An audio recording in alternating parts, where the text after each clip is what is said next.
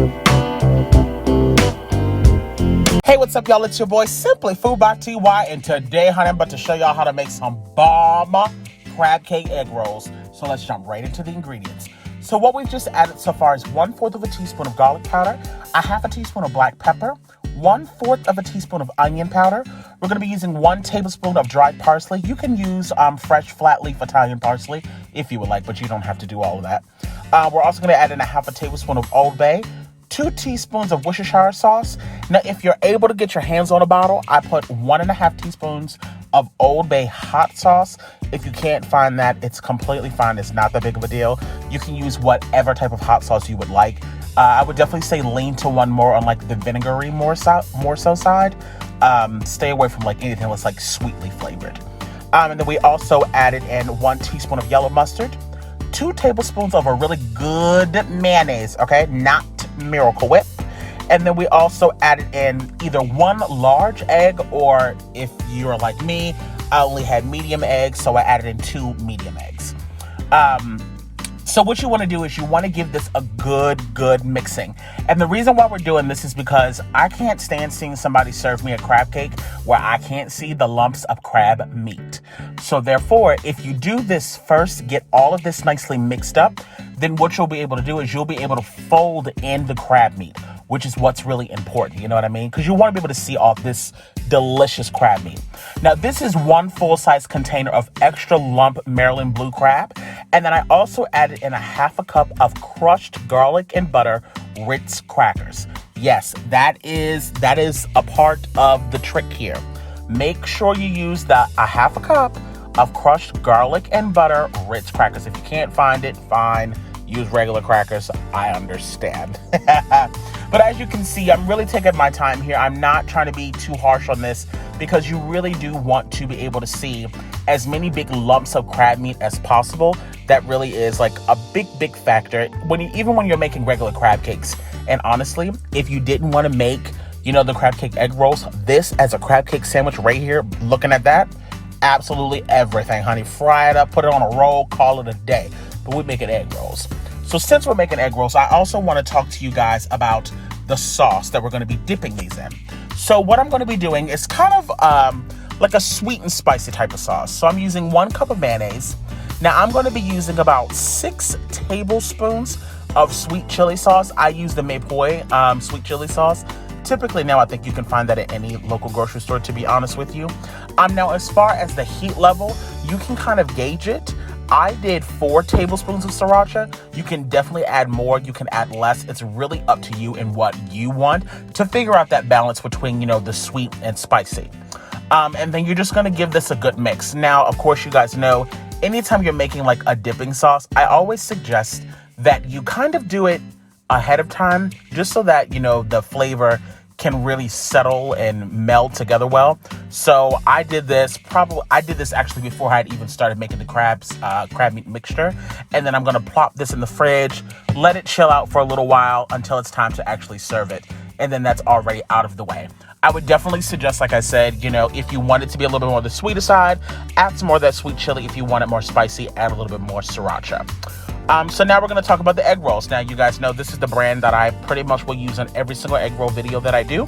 So now let me show you how to construct these. So off to the side, I have a little tiny bowl of just, some cold water. You don't need to use egg whites or egg yolk or anything like that. Water works just fine.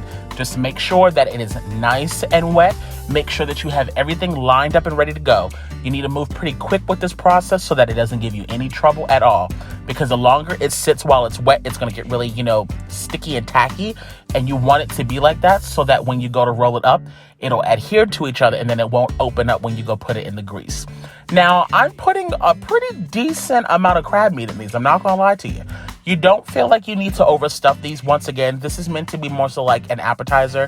It's not meant to be a main meal, so don't feel like you need to put an entire giant crab cake worth inside of the egg roll wraps. And honestly, you wouldn't want to do that anyway, because then you run the risk of overstuffing it and then it'll bust, and you don't want that to happen because it'll mess up your grease and everything.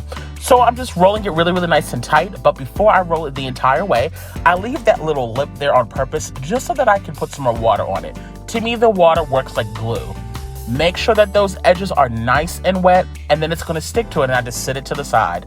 I kind of like to let it dry out for maybe about, I don't know, 5 or 10 minutes or so before I put it into the oil, which is the reason why, you know, it's best to have everything ready to go. Have your oil already preheated, ready to go.